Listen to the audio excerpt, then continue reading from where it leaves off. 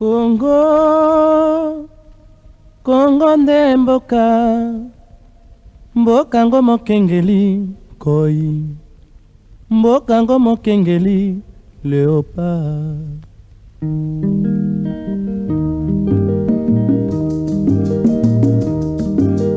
Mikolo tosekelaki na mosolo ya mboka Congo ekoki, tofungwani misolelo tomoni bozoba nyonso tosali po ya kobongisa Congo avenir ebongi tosala basalaki soki 2 ans na digital bafutaka bango te.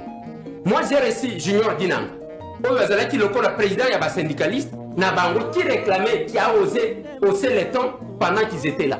Lui Perrault chantait la gloire du Seigneur. Basalaki soki 2 ans na digital bafutaka bango te. Moi j'ai reçu Junior Dinanga oyo azalaki lokola président ya basyndicaliste na bango qui réclamait, qui a osé hausser les tons pendant qu'ils étaient là. Lui Perrault chantait la gloire du Seigneur. Il a rejoindre Junior Dinanga qui réclamait bas salaire qui ont eu, je n'ai pas encore respecté Junior Dinanga parce qu'Abanda ko réclamait pendant que Kabila était là, a réclamé mbongo na bango ba futa bango. Je n'ai pas encore le reconnaître. Lui n'avait pas le courage. Il a rejoindre Junior Dinanga qui réclamait bas salaire qui ont eu, je n'ai pas encore respecté Junior Dinanga parce qu'Abanda ko réclamait pendant que Kabila était là, a réclamé mbongo na bango ba futa bango. Je n'ai pas encore le reconnaître. Lui n'avait pas le courage.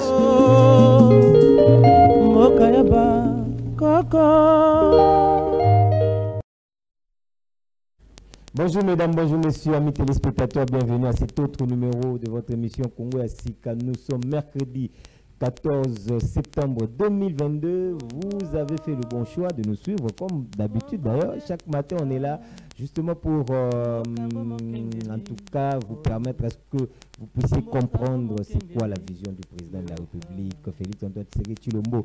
Nous qui avions compris cette vision, raison pour laquelle nous vous sensibilisons autour, n'est-ce pas, de cette vision parce qu'elle est bénéfique à nous Congolais et c'est pourquoi en tant que Congolais nous devons en tout cas tout faire pour l'accompagner, pour permettre à ce que cette vision soit matérialisée. Je l'ai dit ici, c'est pour l'intérêt général du peuple congolais. En tout cas, voilà pourquoi en tant que Congolais, on a cette obligation de pouvoir accompagner cette vision. Notre ratio légis de chaque matin est de vous faire comprendre cette vision, de vous donner, n'est-ce pas, la quintessence de la vision du président de la République, Félix Antoine Tshisekedi Tshilombo, et le canal par lequel vous pouvez en tout cas entrer en contact avec nous. C'est donc sur les numéros affichés au bas de vos petits écrans. Mesdames, messieurs, amis téléspectateurs, encore une fois de plus, soyez là.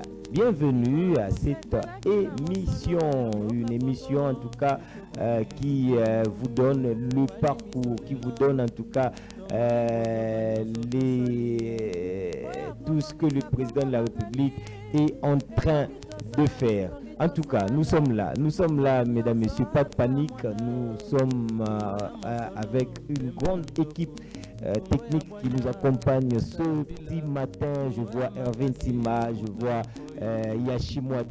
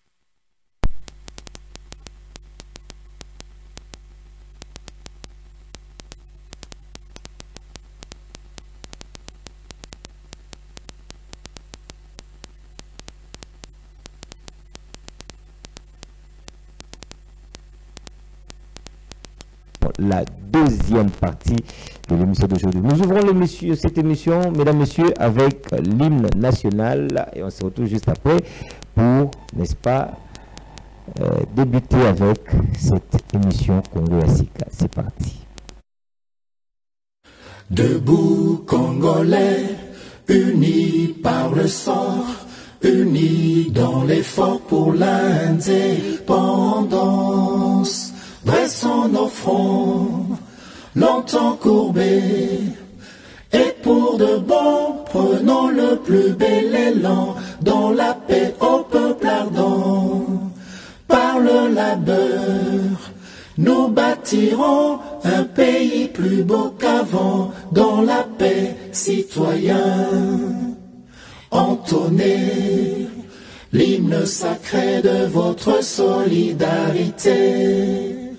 Fièrement, saluez l'emblème d'or de votre souveraineté.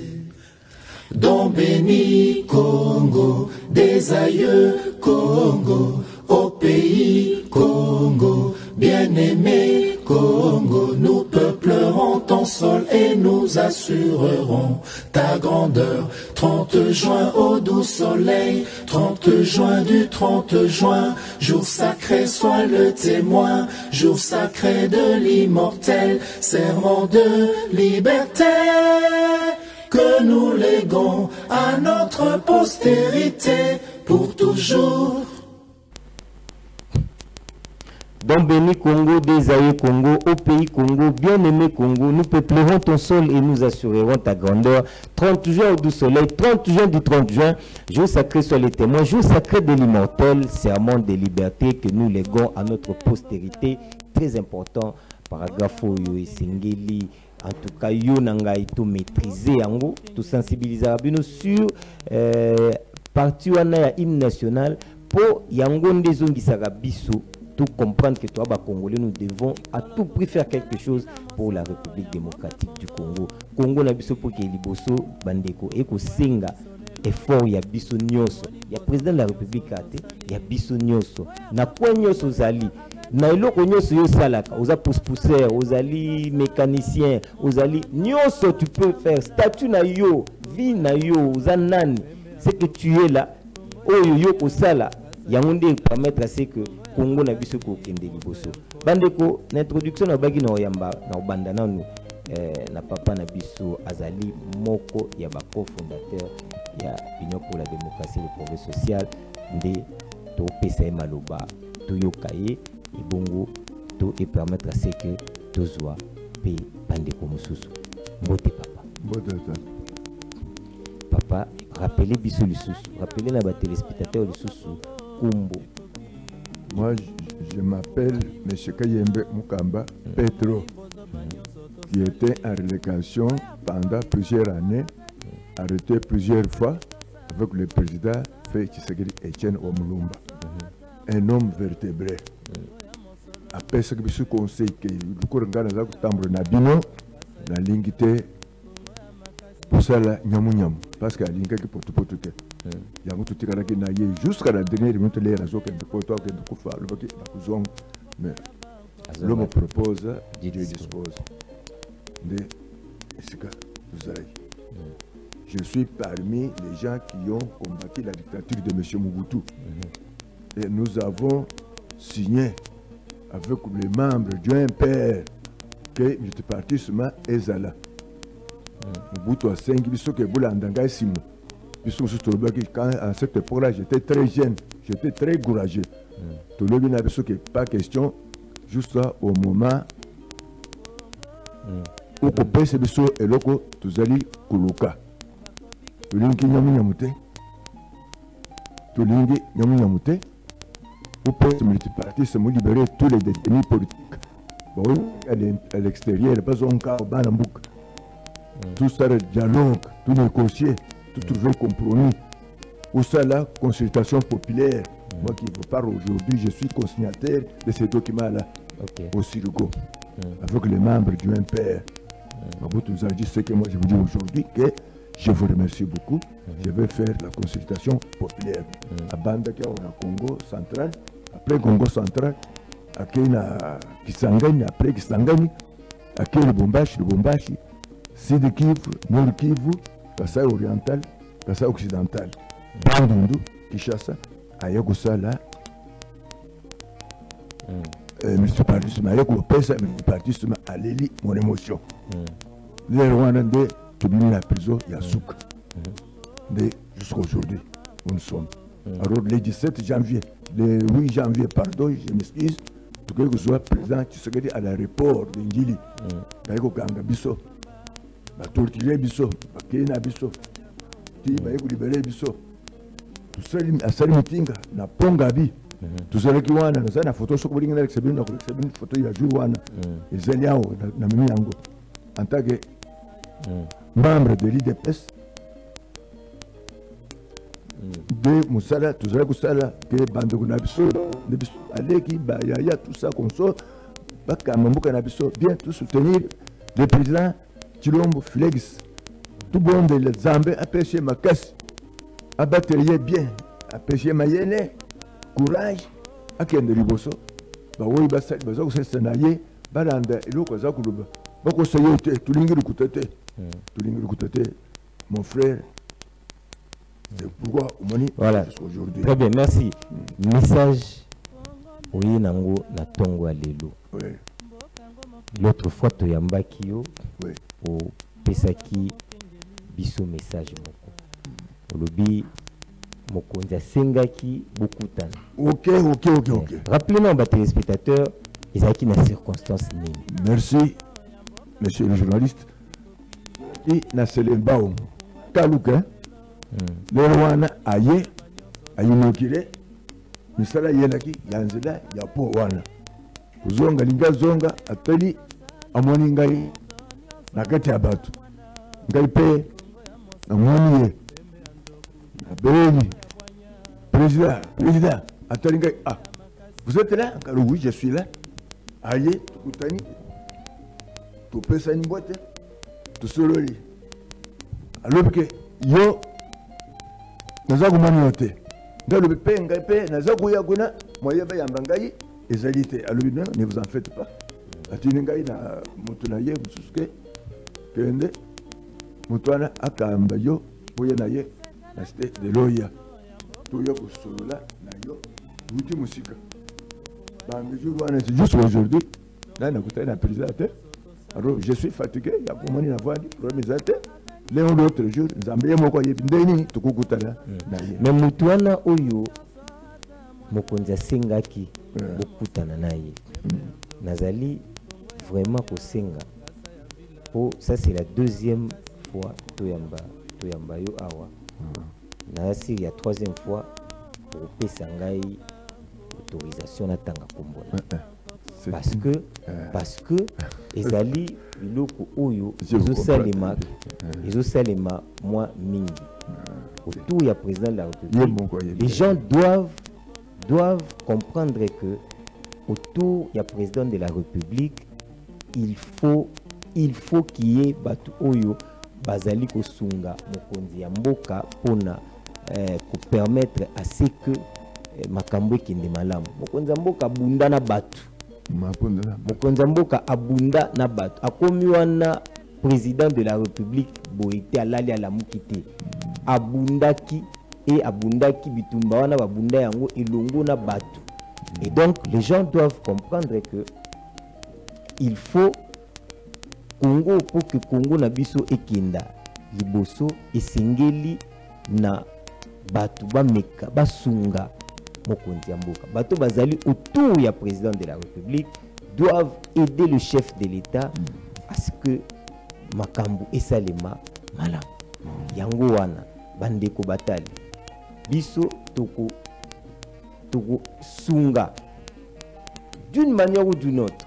Le président de la République a réussi mandat naïf. De loin comme de près, nous allons nous battre pour que le président de la République a réussi mandat naïf. Papa, nalingi tout se séparer na yoko et permettre ngai nous allons nous séparer. Permettre nga pena yamba bandeko susu tozana bango awa pour taper ma solo et actualité politique. Sikawa, Oui. qu'est-ce que les gens peuvent retenir?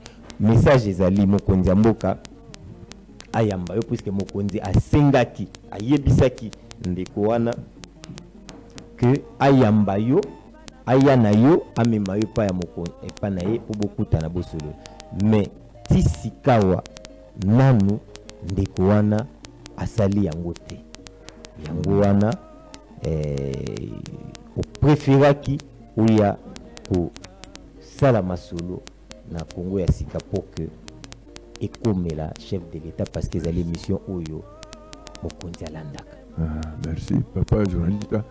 Ngai message na ngai ezali que nazaku c'est tous les Congolais va soutenir monsieur Félix Tshilombo a travaillé bien pas sungaye pas salisaye mbuka na biso ekufaki mbuka bebaki mundaki ke mbuka ezo changement ça na vision moko biso tout soutenir ye voilà mes messages na ça kusenga ba Congolais nyonso quoi qu'il en soit parti na yo tout soutenir le président oyo tuponi tout batelier tout bon de nzamba pesi kaka makasi ya mibale lance mon appel sur le président Zakolanda ngai atindela ngai amutu mususu aye kuzwa ngai tukende kusolola naye makambo na soki nango parce que moyen naluba ezate naluba oyo atinda patata wana ezali ba fertilité je suis quand même membre de longue date moyen na boy non za mukolo na mukolo na ko sala ko na te dimsanga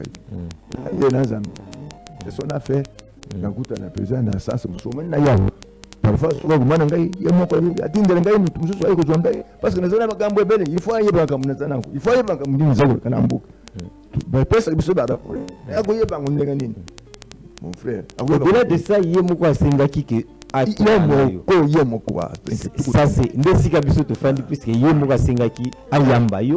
Mais pourquoi ndeko oyo zolanda ngai ezana no mystère mais ngai je ne sais pas mais ngai si ils continuent d'engwana si les lois papa ba oyamba ete moi je vais en tout cas kusenga na ndeko wana c'est mokonzi mboka sengaki devant batu publiquement et omema ye omema papa epai na ye bakutana et makambo sana ngumi ngake songo pa la vente passe tel ba yaga na ba rapport buya se tsegedi buya se tshino mutulingi ya sala musala na kuko ndengani tukuta na ye ndengani. Je peux vous dire ceci monsieur le journaliste, je suis le premier à produire les pains de riz de pêche que vous voyez. OK. Pour la campagne de notre parti. Première pain de riz de pêche, c'est moi-même qui vous parle aujourd'hui. La telle Babylone, et nous allons lancer les défis. Nous allons lancer les défis. L'IDPS va lancer les pains pour faire la campagne des pauvres contenir des moussailles, tout ça qui torture, rééducation, privation de nos droits, confiscation de nos biens. Nous ne pouvons pas accepter. Tout le monde passe. Trop, c'est trop. Très bien. Merci beaucoup, Papa Kayembe. Merci en tout cas, Nengo Yakil Soussou, Kota Labiso. Et Silité, on va continuer tout ça, la émission et belé. Toujours rappeler que Papa Kayembe a eu ton message moko, le président de la République devant témoin a eu bisaki, na ye et Tebakutana, mais Motofulani a memaye. Depuis Papa Kayembe qui n'arrive pas Moutouana, a commissariat qui n'est pas président de la République. Yangoana à l'équipe par Congo ya Sika pona et permettre à ce que Congo batu mokonzi mboka a yeba lisusu ete ki rendez-vous o ya pesa ki ti lelo soki anano ya mbiete ezate parce que ote bako pesa information ki ote Papa Kayembe azobela Papa Kayembe azo yeyo a chéri ya nos mais seulement moto oyo il fallait qu'un commissaire pas mokonzi mboka tisikoyo aosala kabu et ça ce n'est pas bon, ça ce n'est pas bon. Papa Kayembe nangina kabwana yo le 17 janvier 80 au Sphinx. Ouais. Micro, papa, simba micro. La torture, biso, tu l'as invité. bato dibiso bafandi dibiso tuzaka na viowana lelo mutu akokubela ce parti oyo biso tongona di participer nous sommes là. Nous sommes là, ça c'est ce qui est le secret de Ponga, le 17 janvier 1988. Ok. N'est-ce pas? Tout y a un aéroport le 8 janvier, monsieur le journaliste, est-ce que tout le monde parti tout le monde tout est relégation. Pour tout le monde a besoin, voir même ma maison où j'ai aujourd'hui. Batumba qui a maison là, natique place on a quoi nazana le pango na bandolou ba confisquer tout ça j'ai gagné les procès jusqu'aujourd'hui je n'ai jamais récupéré ma parcelle mais c'est trop dire. Très bien, merci papa. Nasi faut tout ça non une émission spéciale émission mobile on va parler vraiment na combat wana nyoso parce qu'apparemment moni bandeko mususu ba mona peut-être que a maîtriser combat ya batu babundi ate ba gaz ebetama batu bamela ba gaz ndeko sunga lokwa mokonzi mboka lobaki aleke pai na yo sunga ye amona mokonzi mboka c'est très important, c'est très important. Allez mesdames messieurs amis téléspectateurs papa tout ceux qui n'ont pas lelo awa on va continuer makamboze belé to beta na yo elongo. Mais tout ça la émission spéciale. Je vais vous recevoir. Très bien. Je vais vous recevoir dans le cadre de plateau spécial. Comme ça, tout bête à ma solo union. Ok, merci. Et nous sommes les archives. Très bien. Du parti. Très bien. Je vous souhaite bonne chance. Merci papa. Restez sur votre chaise parce que nous sommes en direct. Au bima d'un moment à l'autre, il n'y a pas de souci. Mais permettre Bisso quand même de poursuivre l'émission. Nabisso, c'est une émission de sensibilisation, mais aussi nous rappelons Nabandeko Nyoso Obalandaka Bisso était. Nous sommes là pour nous accompagner le président de la République. C'est la raison pour laquelle au monde Toyambi, Papa Kayembe, Oyoto Betinaye, les solos sur rendez-vous Naye, Mokonza Pesaki en public s'il vous plaît. Et là qui joue au Mokonza Kitaki na Kanluka, Bandeko Batali, ça fait maintenant plusieurs jours depuis Mokonza Sengaki Amonaye Tilelo, Amonaye Ndebo Ezui, et côté dossier na Bisso na Kati ya Congo ya Sika. Comme Congo a Sikizali, pour senga, pour sensibiliser les Congolais sur le pouvoir, sur la vision du président de la République. Voilà la raison pour laquelle tu recevoir papa. Mais papa, tu as ma solo, un plateau spécial. Je vais organiser, on va organiser un plateau spécial, excusez-moi, sur dossier UDPS. Bitumba Nyoso. Depuis 82. Je suis témoin qu'il est. Très bien, merci. Alors pour se séparer avec papa Kayembe, je vous propose, évidemment, ça c'est dans le cadre de la rubrique écho de la présidence de la République. Merci. Je vous propose de suivre la prestation de serment. Il y a plutôt l'investiture, il y a président, le nouveau président kenyan, Oyo Mokonzi Mboka, a participé activement à la cérémonie Oyoana, Mokonzi Longwaki, Kinshasa, lundi na Butu, pour Kuna sur place et Tolanda Yango. Après, je vais vous proposer pour Nato Yambabande Konabiso, dans le cadre de la deuxième partie de l'émission, et à l'élo, na Ozongi Sabino Susu Kananga, Nandenge Mokonzi Kitaki pour lancer 3 projet majeur na Kananga na ozongi c'est la bino susu ba image Vanessa Bongo le week-end. Je vais vraiment revenir sur ces images pour permettre à ce que tout soit matière ya repé Sabino Mokolo Mwalelo. Mais pendant ces temps je m'en vais du côté de la régie pour vous proposer la cérémonie d'investiture. Il y a le nouveau président kenyan en présence. Évidemment, il y a 20 chefs d'État dont le président de la République était à l'honneur. Vous allez voir en image et on se retrouve juste après.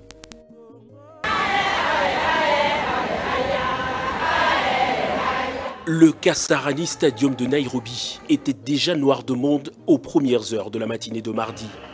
Le peuple kényan a répondu présent à ces grands rendez-vous qui consolident un peu plus encore sa démocratie. Ovationnés à tour de rôle par la foule, les invités de marque annoncés sont eux aussi de la partie.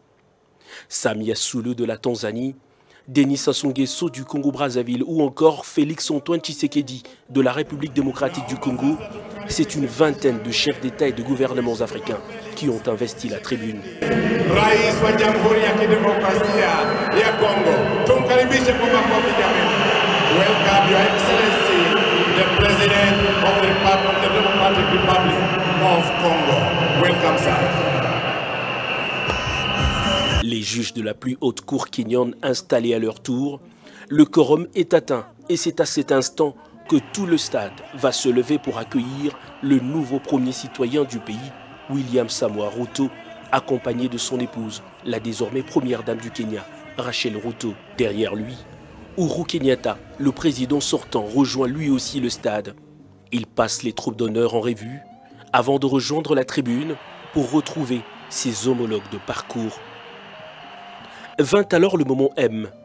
Main gauche sur la Constitution, William Samoei Ruto répète le serment après la juge présidente. I, William Samoei Ruto, without fear, favor, affection, or ill will, so help me God. Tumpongeze tena kwa makofi. Même exercice pour le nouveau vice-président Rigathi Gachagua. Principe constitutionnel oblige, Uhuru Kenyatta a officiellement remis les attributs du pouvoir à son successeur qui porte désormais les charges qui étaient siennes. Les premiers mots du nouveau président sont ceux d'un rassembleur qui, dans la foulée, va annoncer une série de réformes dans différents domaines. La démocratie kenyane a visiblement atteint une certaine maturité qui oriente les actions de ses dirigeants. Des vertus qui inspirent les jeunes démocraties comme celle de la République démocratique du Congo qui tous les jours ou presque conjugue des efforts pour protéger les acquis de sa toute première alternance pacifique. Le 5e président du Kenya après l'indépendance a quitté le stade en fin d'après-midi, direction le State House pour une brève cérémonie de remise-reprise avec son prédécesseur, Uhuru Kenyatta.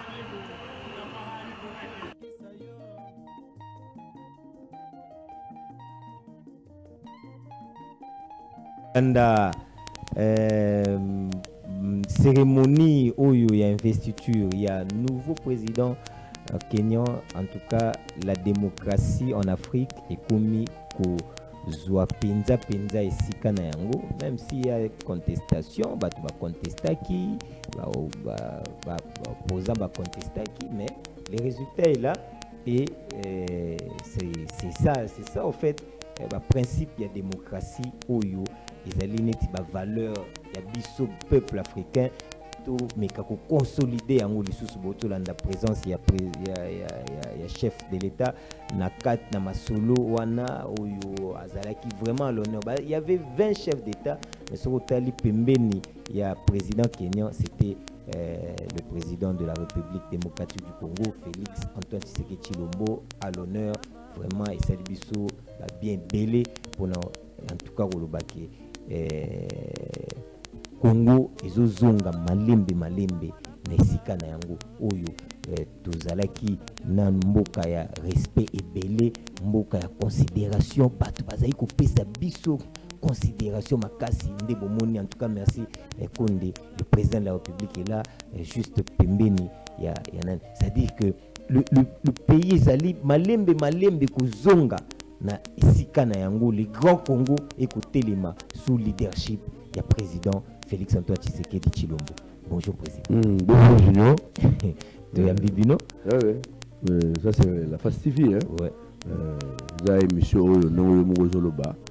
Ils ont accompagné les Congolais quoi.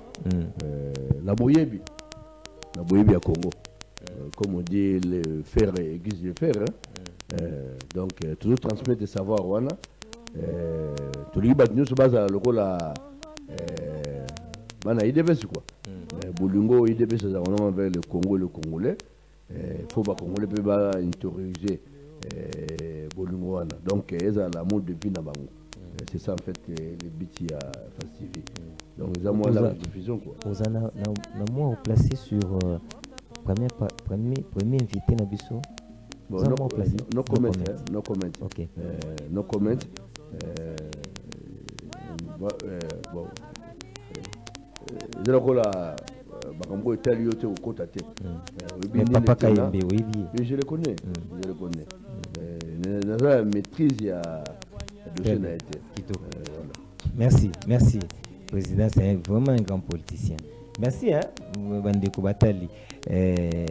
Deuxième invité Nabiso, en fait troisième ce que vous sentez la deuxième partie évidemment émission, donc il est notre deuxième invité, lui c'est Pascal Moutam. Oui, bonjour. Oui, malamu na tongwa lelo. Émission Oyo Mikolezo c'est ça Bakongomani nyonso Bakongolais vraiment se retrouver vite ngonga mulai bazalaki koluka mutu oyo akoki koyebisa bango mai mokonzi mboka salaka batikala komona ete mais quand même Nzambe lokola zalaka bolingo a inspiré yo que non il faut otalisa Bakongolais qu'est-ce qui est le Congo, qu'est-ce qu'il faut pour le Congo nini sengeli Bakongomani basala yango tokosenga bango kake bolemba te kota la chaîne Oyo parce qu'ils allaient pour sensibiliser et koyebisa bino vérité. Merci beaucoup Pascal Zaki Bongo. Introduction à Bango Mibale, président. Toi attaqué malamoko actualité na otiko annoncer awaki mokonzi azaki nanu na Kananga avant kende Kenya évidemment azali na Kananga pour relancer 3 projets majeurs. Pour sur place, Babili les alliés dans Zongisa, l'hélipo et Pessal Sousouni, mais un mot sur le projet où Mokonda a lancé la Canada. Bon, le projet est dans le programme. En fait, Fatih, c'est les fils maison, ils dépassent quoi. Tout ce qu'on a combattu, tout ce qu'on avait comme programme, dès lors que nous avons passé les bisous grâce. Nous sommes aux affaires d'État. Il y a plus de 120 km et qu'on permet ils ont fondé la Afrique australe Mobimba. C'est là même ceux qui les candidats malheureux la présidence de la République Noël Tchani a rejeté d'un revers de la main de Balobaka. Lancement, il y a pas de travaux. Mais c'est normal, il y a un bête à l'école, comme ça prémisse. Au Mazaki Pérou. Il parlait du bien avant du président. Je comprends les raisons qui m'intéressent. On va vouloir qu'il fasse au fond de la jeu, avantage, privilège. À la banque, les Obama. Donc, tant qu'on se rend compte que Fatih, fils de maison, il dépasse. Donc, le peuple d'abord, on a le peuple d'abord. Pour Congo, ça, les Ibambongo. Congo, on les a mis carré minier. Congo, on les a carré minier.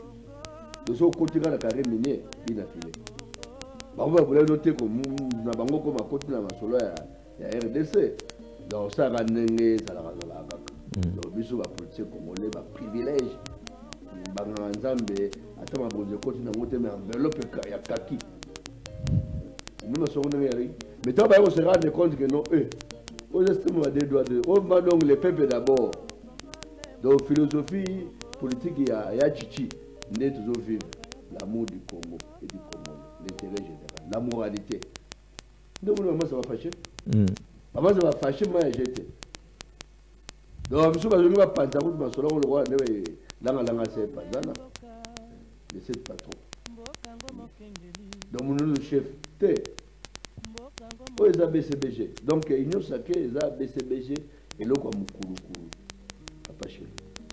Il y a un moni, maman s'est mis ma solo. Notez, on va partager les bilans avec Fatih. D'ailleurs, il n'y a pas un leadership éclairé rassemblé. Nous sommes dans l'Est, vous là. Il y a un peu de manger, donc on a un peu de oh, je vais apporter la paix. Oh, bon, on va faire des solutions. Oh, en tout cas, il faut qu'on soit qualité. Il y a un document signé par Samuel Konde na ONI pour un départ graduel. Il ne faut pas qu'on la porte aux enfants. Et na timeli sango ndira ngo beta boka bahati. Pour les banarabe, suka yoka chimundu kuna na ST. bocha lezo lezo, il y a un programme pour mettre de l'ordre dans l'Est. Même les soldats Boudangana, ils ont la soldats, enfin, les autres soldats, on met les soldats Boudangana. Et puis, il y a un que ça. Donc voilà, en fait, du Cabo, on a intérêt, donc, mine de l'eau, mais, bon, on a monté, on travaille durement pour qui vient vendre dans le Congo. 2023, Fachi, à Ben d'abord, on a eu, il a mis Barlé. Mais pourquoi qu'il y a un Kananga? Pourquoi il fallait? Mais alors, Congo. Congo, tout le monde est bien. Donc, difficulté là-bas, Balaro, on va réserver 5 milliards. C'est Balaro, on va au Cameroun. ODG a salé autant de recettes. Donc, Baroka de là-bas, on a fait ma belle vraiment. Balaro, il y a noté, il y a eu un régime en haut. Il suffit de continuer, de continuer de continuer ma solo, mais ne peut pas se faire par kaki. Tout le monde a un larme, au Congo, on a une banque. Et puis, au Tchèque, comme on a Gilles à Lingeti. Autant que Raïs à Laki, Gilles me palais. La chambre, moi, je suis allé à Bamuzi Tougou, tu vas signer qu'arrêter Moko pour toucher l'entreprise publique. Instruction ferme, interdiction ferme à l'IGF. Donc, on bête là, mais sur le recouvrement. La rappel à Congo, il y a IGF, Hermo Boye, moi, enveloppe Roya. Mais pour ça, la boulot est IGF, pas que je. Nous y sommes. À signer un document, interdisant IGF, il y a ça, le suivi, le bon en état. Maintenant, pour renouveler le document. Donc, IGF, nous avons tellement au télé. Nous avons tellement King, un bon apprend congolais. Donc, King a tellement à Yembate. Débattre mais IGF, attendez IGF va s'arrêter. Voilà ma solo donc ils ont ça trouble. Donc moi attaquer fâché ça pour fâcher à na bango na changement vraiment quoi partie du changement. Non on est président pour toujours to taper le solo et arriver audience mo konza hotel ko sala na envoyé spécial à Joe Biden au point de vue Kanga déjà question Kanga déjà question il y a envoyé spécial Amos ok Nani Pascal Mokonzi kitaki na Kananga avant qu'il ne Kenya akende ko lancer 3 projets majeurs mais na bande ko beti bande ko msuba lobi notamment Noël Tchani oyo a Twitter kikutu que non ils ont na sensité na travaux et tout ça il faut apporter et le côté pour n'importe cannabis. Ok, merci monsieur Junior. Premièrement d'abord na oui ça n'a pas Congoman que non Congo ils a ba warriors. Donc Congo ils a na posa ya ba warriors batu oyo bazo travailler sans foyer nde elo Congo kezali kosenga. Pona batu oyo bakoyamba misala mokonzi ya mboka zali kosala ce sont toujours les warriors bato bazana un cœur que Congo et que les liboso est développé mais mutu oyo azana posa que poche na etonda bang na etonda tout ce que le président de la République peut faire hier au monde ngoka mabe alors bato wana moyen to attaquer bango ezate mais l'essentiel c'est que le Congo est développé. Pourquoi j'ai dit ça? Au moni bato bazole la sociale chaque fois chaque temps. Mais voilà, nzela ya social yangwana. Aujourd'hui relier le Congo et l'Angola, c'est une très grande chose. Que mutu kezolo ngwana Angola et continue na Congo facilement sans problème. Bako ba patriote na biso bazaki na difficulté ko kinaka na ba vélo, ba moto, au moni que comme ma marchandise et belé pour ya boye, c'était tout un problème et surtout mingi na espace local la espace Kasai. Ils avaient beaucoup de difficultés. Namakamu o Italie sociale, mais quand même aujourd'hui, comme on a mokonzi mboka, kozwa engagement, il y a que construire plus de 200 km. Yanzela, ce n'est pas facile. Vous bien le mukete, mais contester ça, c'est être sorcier contre les Congolais. Donc, mokonzi mboka, longonya mingi, bolingo o tozana ngo pona yo, pe lo sambo to sambela pona yo. tokotika pe kosambela te parce que nous sommes là pour le Congo et pour son développement. Donc continuer des œuvres comme ça. Donc Dieu doit aussi te bénir quoi.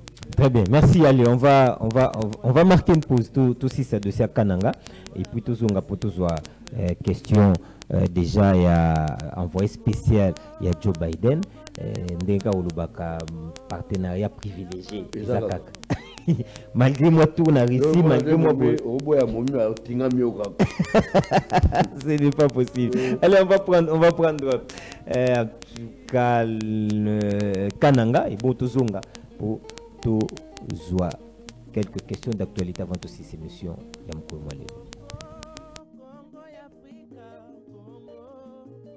Sur la route défectueuse Kananga-Kalamba-Mbouji dans le Kasaï central, il faut s'armer de courage pour la parcourir. Longue de 230 km, cette voie d'intérêt économique pour l'espace Grand Kasaï donne par ailleurs l'accès à l'océan Atlantique par le port angolais de Lobito. L'heure de sa réhabilitation a sonné. Et c'est le président de la République Félix Antoine Tshisekedi Tshilombo qui va donner ce samedi 10 septembre 2022 à Kananga le coup d'envoi officiel de ce grand projet. Les travaux de cette voie ont été gagnés par Toa Investment, une entreprise israélienne spécialisée. En attendant le coup d'envoi officiel, des travaux anti-érosifs ou mieux des ouvrages d'évacuation d'eau au niveau du village Benandjibou sont en cours d'exécution. L'objectif est de rendre cette voie plus praticable. Il faut préciser que 2 autres projets dans la ville de Kananga seront boostés par le chef de l'État. Il s'agit du projet déjà opérationnel de l'aéroport jusqu'à Kamwesha sur la nationale numéro 1 vers Chikapa et les projets de modernisation de la voirie urbaine dans le chef-lieu du Kasaï central.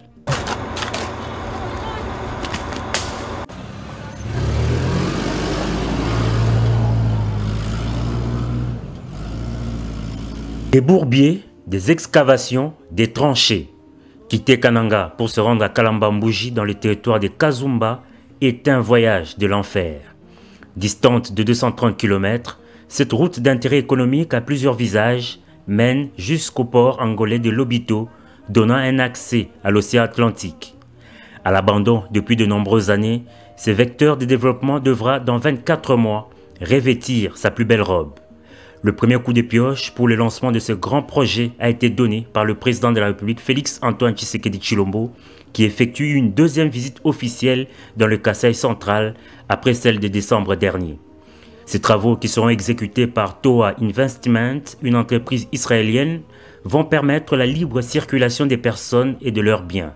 Pour les habitants de cette partie du pays, le projet est salutaire.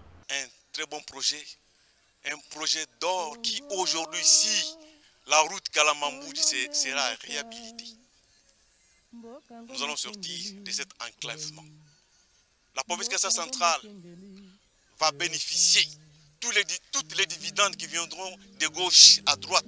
Pas seulement la province Kasaï centrale, mais aussi les provinces voisines. D'autres pays africains vont profiter d'intérêts de cette bonne route de Kalamba-Mbouji. À l'étape du village Benandjibou, sur la même route, un collecteur d'eau est en construction. L'entreprise égyptienne Arab Contractor est très avancée avec les travaux de stabilisation du sol. 2 équipes travaillent sur ces sites, l'une à Kamwesha et l'autre à Kananga. Il s'agit ici du deuxième projet d'infrastructure routière, celui de la réhabilitation de la nationale numéro 1, tronçon Kananga-Kamwesha. Nous sommes très fiers et ravis de l'arrivée de ce projet ici. Ce sont les projets que nous attendons à bras ouverts. Les routes étaient dans l'état de délabrement très avancé, mais grâce au président de la République, M. Félix Antoine Tshisekedi Tshilombo, nous voyons maintenant qu'il y a quand même un changement.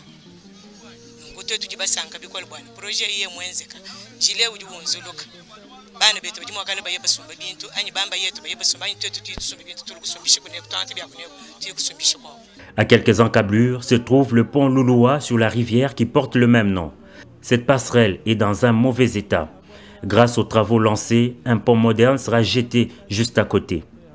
Le 3e et dernier projet lancé par le chef de l'État concerne la voirie urbaine dans la ville de Kananga. L'entreprise Safrimex, qui a gagné le marché, doit moderniser un réseau urbain de 50 km dans les chefs-lieux du Kasaï central.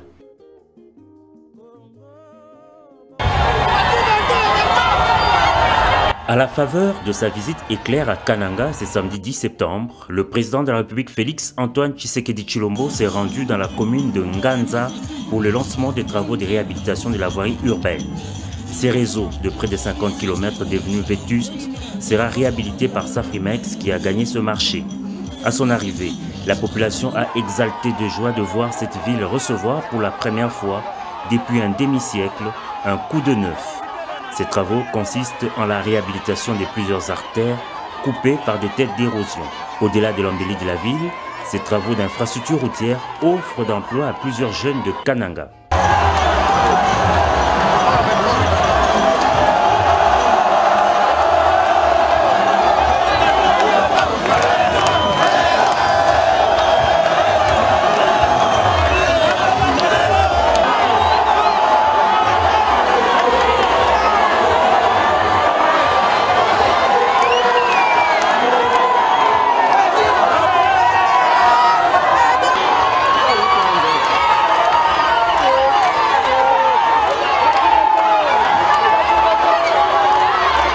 Dans la soirée, le président Félix Tshisekedi a visité l'école d'excellence construite par le service national pour l'encadrement des jeunes. De nombreux reçoivent des formations spécialisées dans divers domaines. Ces jeunes, jadis désœuvrés, constituent une pépinière dans plusieurs domaines de la vie.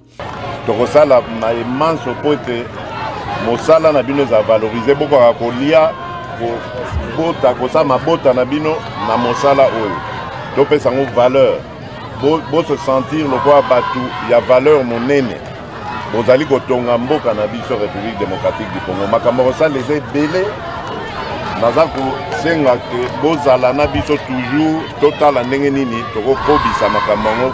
Le chef de l'État a encouragé les encadreurs du service national à multiplier ces écoles de référence dans d'autres provinces de la République démocratique du Congo.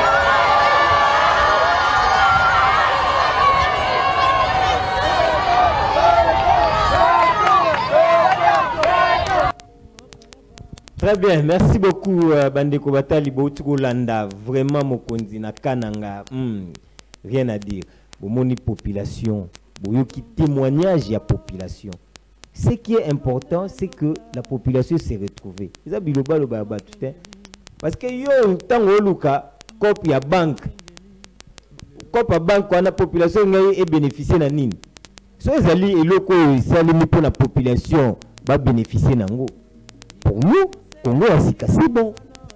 Ce qui te lundi, bango moko population qui en tout cas vraiment mboka nzela oyo tout ça depuis c'est grâce au président Félix Ndé. Ce qui bango moko bakoloba, bango moko ba villageois, bakolo mabele, balobi. Pour na biso, c'est un point positif. Et Zalinde yango wana Tshisekedi ayana bokonzi. C'est-à-dire, il y a Bokondi pour répondre, à rencontrer la préoccupation, il y a la population.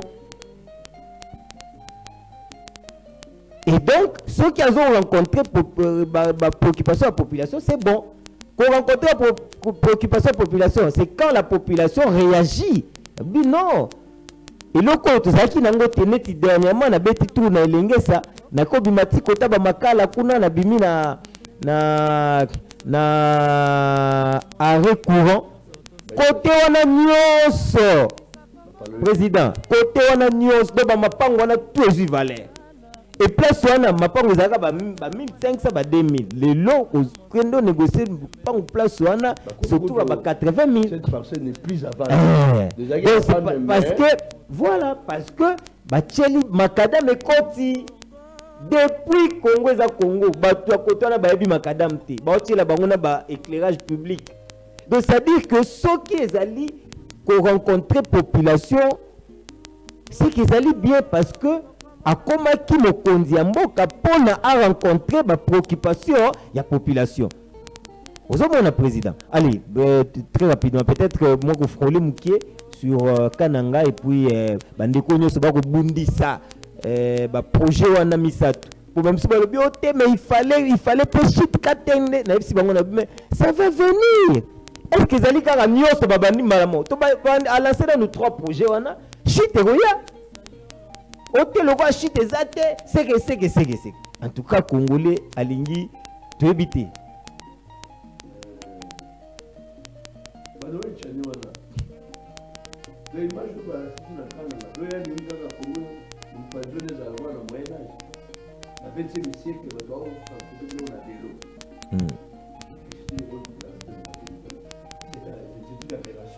Un pays riche,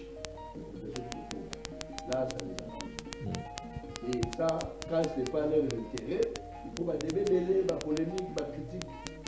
Non, au que avec le régime Apache, pour oh.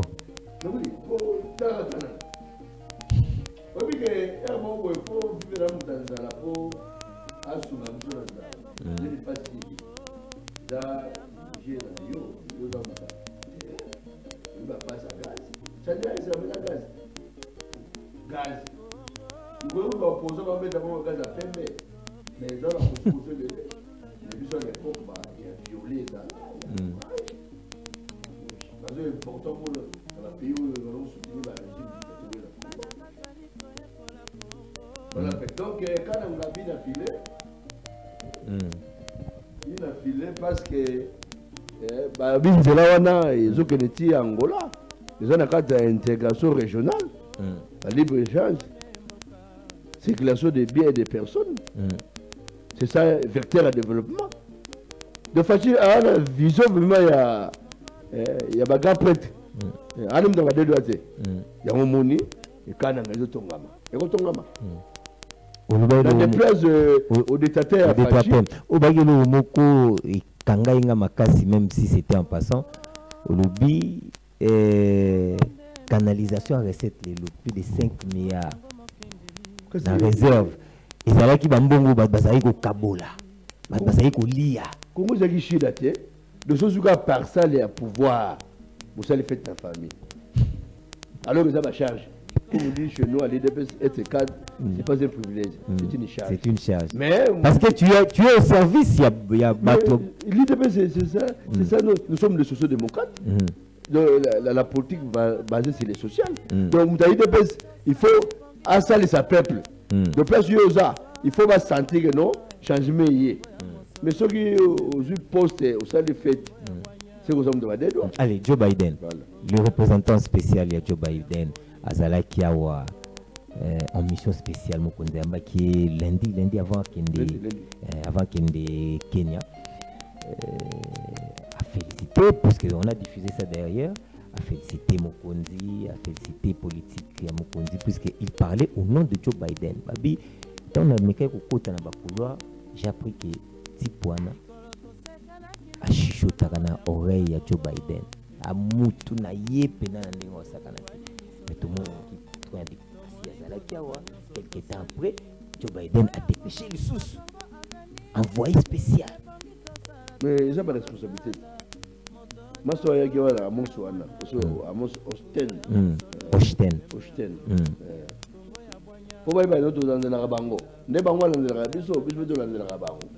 Nous sommes là pour ça. Donc, Ayakiawa, pourquoi? Parce que, comme on dit, la vérité est à téti.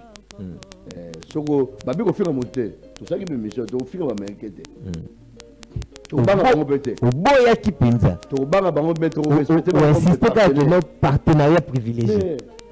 Mon mi muso ebi noté junior DG à Fast TV. Moi loko eza. Yo be banzonzinga leki trop aujourd'hui ngao sutaye. Ye ba tembe ali to kendo ndire ba liba sutanga. Tinga mati. Au bomanga lelo. Parce qu'il y a un intérêt. Oh, mais ça va m'aider intérêt ça.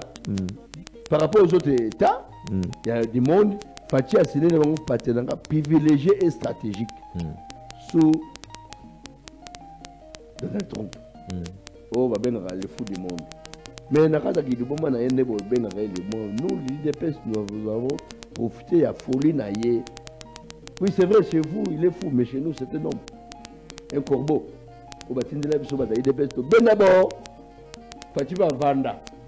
Si vous avez Fatih vendre, donc il est bien, vous avez vu pourquoi sont les États-Unis à Longwe. Tant qu'il y a longo kaka ba démocrate nos frères. Balinga absolument même. Je n'aime pas l'UDPS. Mais il faut que l'ingara bango. Parce que Congo a la dimension RDC, il y a États-Unis. Il y a un monde qui est pays autres coopérer dans bango. Suivant notre dimension, notre potentialité, c'est les États-Unis. Vive à Bakane, toi, il y a GTK à Massa. Bébé Tingama, nous comptons toujours sur les États-Unis. Article Bissopé Testament, Bissopé tout ça suivi, tout bien des pays bon. Tant que les démocrates, ils vont manœuvre, fatigué, tout soit noté. Bozong a la raison. Nous avons un partenariat stratégique et privilégié. Ce n'est pas le Rwanda, ce n'est pas le M23. Quand on a ce plan diplomatique, tu maintenir qu'un cap. Bien, il faut que un partenariat stratégique. Très bien. Il y a un moment, tant que maçon a qui on a, courage des anglais. Nous sommes allés écoutez un parti béton. Ce qu'il a fermé, le M23, c'est un mouvement terroriste. Il ne faut pas négocier avec eux. Vous savez négocier avec Al-Qaïda, Al-Atmi, Al-Sheba, Boko Haram. Mas na bamuso ya M23 na baadef bwana bina file toleki Rwanda bi mabo ya yote bazo armé yo ko fait face na bisote FARDC oyo Fatia zo diriger comme commandant CPM et ça FARDC ya Kabila Kabanga te pour FARDC wana suka be Fatia laika ba mamanu ndala ba mbunda mabe ba lycée ba uma na Fatia beto ande maso satambola. Mais, couperité, il y a quelque chose à temps. Tant que nous sommes des pères et des mères. Donc, quand on a du bail à théoté, il y a un moni, à Mosaïe. À Mosaïe, à comprendre que nous, Fachaza ferme. C'est une agression rwandaise soutenue par les États-Unis. Point bas. Point bas. Il y a aussi un master. Nash ailleurs, ou à terre en victoire. Namuta Kenara Dubaï. Faut pour Namuta Dubaï. Mais moi, les Américains ne sont pas Chayer Kagame. Ah, Chayer. Bonjour, ma sola Dubaï. Donc, on a Mosaïe. À Mosaïe, on a voulu que nous te. Comprendre que ma sola Dubaï. Dubaï, pour Mouda Chayer, ils ont noté Bambila va kangai par le soleil. Bambila va empêcher de se quitter. Comme ça, quand est-ce qu'on les fait? Il y a un petit problème. On dit checker. Bambila va botter lui par le soleil. Ouais, Chayer. On met ça dans le longo, on a souci. Soit il y a ma casse de négociation dans notre père de battant. Mais on peut le dépendre. Mais ce qu'on monte à Dubaï. Tu as raison à 10 jours à Dubaï. Qu'on a boué. Alors j'ai besoin de la calme, ils en ont maille. Merci. Merci, président. À comprendre. L'IDPS, c'est déjà parti au bassin d'arrêter. Soit tous s'engager, tous s'engager. Tous s'engager, que de mots. Malgré moi, quand c'est net qui bourreau, ben, pour sa Russie. C'est toujours un peu de partenariat. Fachi a signé le partenariat avec tous les États du monde, pas avec les mafieux. Pour les Américains, on se rend compte que l'État américain et l'État congolais, fibo. C'est comme les douaniers, ils ont du dessous. Nous, on va bien on a est. Bakuta le père Fachi Beton, Maïne Belé. Oh non, il faut option militaire, papa. Tika Fachi Mokudamboka, Azala va option belé. Diplomatie. À mon saïd. Soit mon saïd, Nengaye, Aïga Rakin. À Osonga Lobby. À Obeta Tour dans Rwanda. Doye Kin, Kora Mekozana Fachi, Basololi, Azonginae. Donc, Osonga Azongi. Pour le babia coordonnateur, il y a la Maison Blanche. Donc, le but, c'est l'homme qui chuchote dans l'oreille de Joe Biden. Et puis, il m'a sonné chargé énergie, affaires énergétiques et investissement. Vous avez astuce. Lamba, il y a ma soleil énergie, il y a investissement. Mais ce qui est un partenariat stratégique, il y a l'énergie. Il y a l'énergie. Donc, moi, ça y est, c'est bien de vous chanter. Bon, ça m'a sonné. Allons, on a pourquoi pas bloc, ils ont pas bloc pétrolier. Tant que Bikenagi, alors bah une autre commission, ils ont un retard. Très bien. Mesdames, messieurs, je voulais aussi vous préciser que lors de l'Assemblée générale et à Nations Unies, Oyo, ils en septembre, Oyo, Tosala Yango en direct. Ça passera en direct sur Face Télévision. Mokonzambo ka discours na izo zela makasi na session ordinaire ya Nations Unies bo na fin ya septembre awa. On va vous donner les dates et la précision. Conférence de presse. Oyo Sali Makuna, vous aurez Yango en direct sur Face Télévision. Ah, merci vraiment. La boss Nabiso Alimbilo, déjà déploiement et ça les semaine où déjà, en tout cas pour nous installer les biso, Ndenge Tukuzouela direct. On a sur place aux États-Unis. Merci Nabos Alimbilo. Vous continuez à faire biso confiance Face Télévision et vous décevoir Binoté pour ma cambon tous les bandes qui ont déjà. Tous les bandes qui ont déjà. Il y a un moment, oui, il y a un chose à passer pour. Qu'est-ce qui se passe pour nous?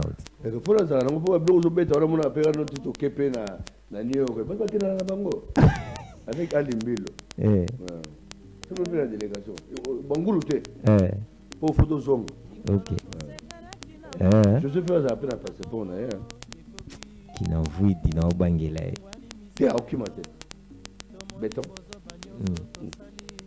Comme ça, yo modi a mosaye aye pasi bo utala malwa ko musika batini mutuko bo utala samlo fasciste une force diplomatique.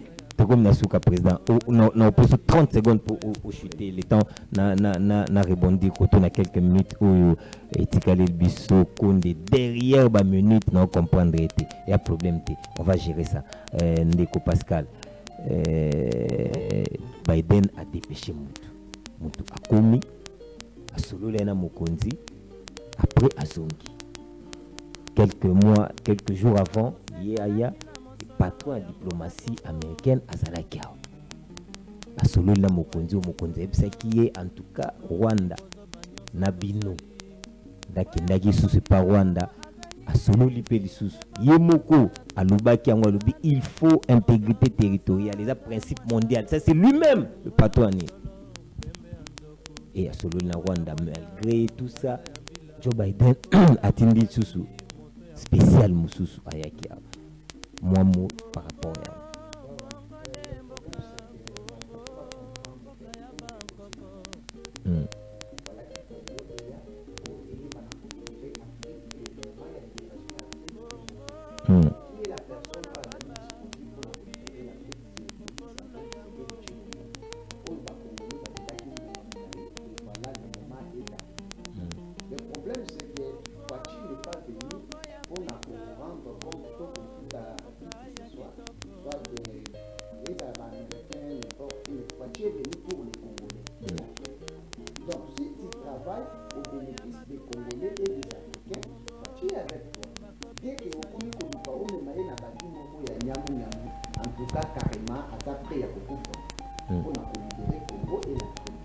les Américains doivent comprendre qu'il faut baser à la sérieux et honnête vis-à-vis il y a les Républiques centrales, c'est Chilombo, la République démocratique du Congo. Comment un pays comme le Congo, où il a riche potentiellement, beaucoup qui est en conflit avec la Rwanda, a comme un Congolais, le Congolais, mais il faut ça le matin, tant que Félix, moi, il est dépêche, par exemple, quand il y a beaucoup et pour ça le matin. S'il faut faire le tir avec les Américains, pour le bénéfice des Congolais, Félix, ça sera prêt. Il y a pour ça là. Mais au nom de la conscience, moralité, il y a pas une lettre. Pour la société qui est déjà partenariat, on doit respecter ce partenariat. Dans l'autre, pas se désirer dans l'âme, est-ce que vous avez la madame, tout vous avez la madame, tout vous avez la madame, pas dans les bonnes voies pour que très bien. Aujourd'hui, les Congolais vont subir batuerie, donc injustice grave. Même le peuple congolais aujourd'hui va se retrouver grâce aux Occidentaux. L'unité va Congolais, va mon abolam, l'unité va Congolais, va avancer. S'il vous plaît, Botika Congo, Merci beaucoup Pascal. Sogi Bakongoli Bazo vivre, c'est à cause des Occidentaux. En tout cas, merci. Pascal Moutamba pour notre intervention. Nous sommes arrivés à la fin. Président, tu Silisi Penza. Tu Silisi comme vous président on a plateau, vous avez préséance. Na opesa kaka yo maloba poto clôturer parce que tu Silisi pour bande kwa tas talaka basi ba telemi pour faut ba mela café. Atako au bundisa rapé moi mki ba tas mais comprendre qu'il faut mela café. Lakini malheur explorateur. Surtout ma bide dormant et ça ma solo. Te mais tas les tas c'est gros mais on a 12 heures. Bon, on termine. Hollandi na Kenya. Yo mo bête ma solo préséance. Ouais. Donc le Congo n'est pas n'importe quel pays. Donc préséance, c'est pas politique et diplomatique et d'alors. Donc mot de la fin. Bon, on a mot de la fin mais après il fallait continuer. Le coup fait l'été. Les gens la partie remise. La série tournée la fédération. OK. Donc samedi passé dans la Bumbu et ça qui bien. Donc constant à ça. Malheureusement ça nous l'a zaïté. Oui bon, on va trouver ton bureau. Oh ah ouais, c'est hôtel. Ça me super quoi ça l'a bien fait. Donc la série tournée les Caribéens ce que j'ai constaté la Funa en tout cas ma soloza. Parce que tu dans la Funeza va combattre à Funa baza. Donc message des gars ben moko to milenge là pour chef de l'État a joué deuxième mandat na yé. Et puis a joué majorité pour parler des PES. Oui que bazo bundisa biso depuis quand tu as majorité. Oui que phénomène on a pas majorité pour parler des PES. Faut respecter on bien bien. C'est quand ba camaro mo yambe parce que au sala boy coalition. Ça quoi de boka muninga. Yo ya dumar déjà na bulka Renault pas ya Joso Golia. Oya boye bazo solo munika ka junior zano DG mais Thompson a petit. Yo bulango le roi ma seki meti d'avance bien vidé au l'été. Surtout on a la plateau et puis que Joso Rose a fait sanction. Pourquoi parce que a pu melo damas. Ils avaient faute je sais parce que oui à l'improviste. Il y a un moment où il y a 2023 on va mouiller les maillots. On va mouiller les maillots à jeter. Pour Bango, il va coller sur coalition dans la majorité. À malé de mi tant que nous avons un programme, nous ne pas comment la bino. Ils ont un drapeau. Sauf que ça quitte la terre, ça va tomber belé. On peut regarder ce moment drapeau. Moutouma a 8 drapeaux, 4. Il y a 8 personnes dans Moutouma. Il y a un moment où côté ma drapeau et comme il a mettre ce comprendre de te kabouya makamba mkonza mboka comme il a battre pas aider oh mais bien on va aller ma drapeau tant que côté makamba ngo bobungi terre pour ça ka pembe même ba cérémonie officielle kabouya zawana na rang liboso petit ake ko défendre na IEC bon ba famille bana la té faut la famille bana la piu mais réponse qui m'a gagné. Vous comprenez? Quand vous dites vous là, ah, maman vous rappelle. Quand tu as question, ils ah. Mon nom c'est ça. Pour encourager. Il y a un moment où il y a CG mon about. Face à toujours pas mon conjoint. Très bien président, merci. Merci président. Pour 2023. Sur le drapeau on a IDPS. Il faut soit la majorité pour parler des PES. Merci. Merci président Tokom Nasuka. Topes tout qui la paix bande quoi tas. Bato baninga omela atako osutena kolia mali wana tongo mais ti emela mana tongo ti emela ma to bido ma bali ana tongo mais ti emela mana tongo Mesdames et messieurs, amis téléspectateurs, nous sommes arrivés à la fin. Quelque chose se prépare dans un mois. Quelque chose se prépare dans un mois. Bonsoir live à partir de quelque part. Dans un mois, Nairobi bien, Bokanga. Quelque chose se prépare dans un mois. Bonsoir live à partir de quelque part. Quelque chose se prépare dans un mois. Mesdames, Messieurs, na fin septembre, on a cadre, il y a session ordinaire, il y a Nations Unies, Bandeko, pour proposer bino en direct, session, je suis où là? Je suis ici. Pour proposer bino en direct, session Oyo, il y a Nations Unies, Ezali Bongo, la fin du mois Oyo, et Borozouana, conférence de presse en direct. Merci à notre boss, M. Alimbilo, pour en tout cas, Moussala Wana Yamakasi. Pour te rejoindre en direct, session ordinaire des Nations Unies, intervention, discours à président de la République, Boulandango, Awana face télévision en direct. Conférence de presse, Orusalema, Prewana, Bourzoyango, en direct, il y a État, il y a New York. Conférence de presse, ici, à New York, Bourzoyango, en direct. Mais retenez aussi quelque chose se prépare. Bourzois live, à partir de quelque part, dans un mois. Oui, dans un mois. C'est-à-dire, tout compter dans un mois, le 1er octobre. Comptez 30 jours. Bourzois live, à partir de quelque part. Tout ça, c'est grâce à celui qu'on appelle, à ce monsieur, qui est en tout cas incomparable. Sans lui, la technologie est insensée. Lui, c'est monsieur Alimbili. Sans lui, la technologie est insensée. Je vous retrouve demain avec le même plaisir. Au revoir.